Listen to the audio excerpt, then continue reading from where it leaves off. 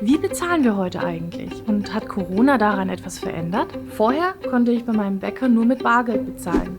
Jetzt akzeptiert er auch Kartenzahlungen. Wie verändert also das digitale Bezahlen mein Verhalten als Kunde? Dazu 5 Statements von mir. Statement 1. Die Kasse wird mobil. Bisher muss der Kunde zur Kasse.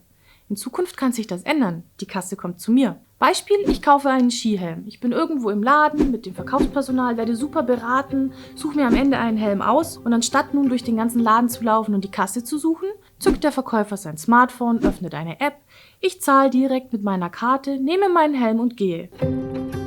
Kein Suchen nach der Kasse, kein Schlange stehen. Die Kasse ist zu mir als Kunde gekommen. Statement 2. Digitales Bezahlen gibt mir mehr Kontrolle. Nicht nur bezahlen ist digital einfacher, sondern auch die Kontrolle über meine Finanzen.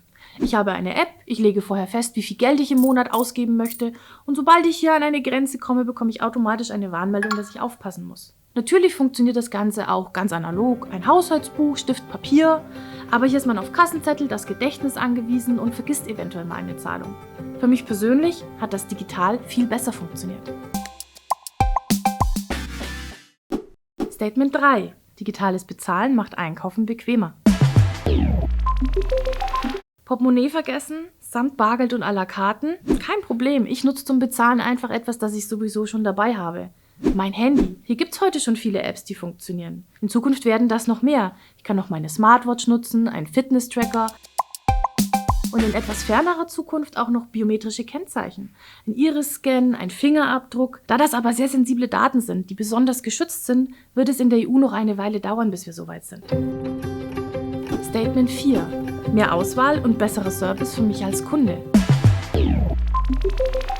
Viele weitere Services sind durch digitale Bezahlen möglich. Ich kann leicht Trinkgeld geben, ich kann bei einem sehr teuren Einkauf entscheiden, dass ich eine Ratenzahlung möchte. Ich kann direkt in einer anderen Währung bezahlen oder nach dem Restaurantbesuch beim Bezahlen direkt ein Taxi bestellen. All das wird durchs digitale Bezahlen entweder erst möglich für mich als Kunden oder viel leichter.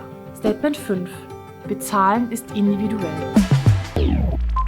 Jeder von uns bezahlt, jeder hat Meinungen, jeder hat Erfahrungen.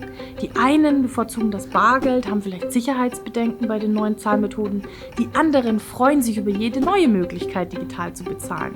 Ich persönlich bin gespannt und neugierig und nutze gerne neue Zahlmethoden. Und vor allem freue ich mich, bei meinem Lieblingsbäcker endlich auch bargeldlos zahlen zu können.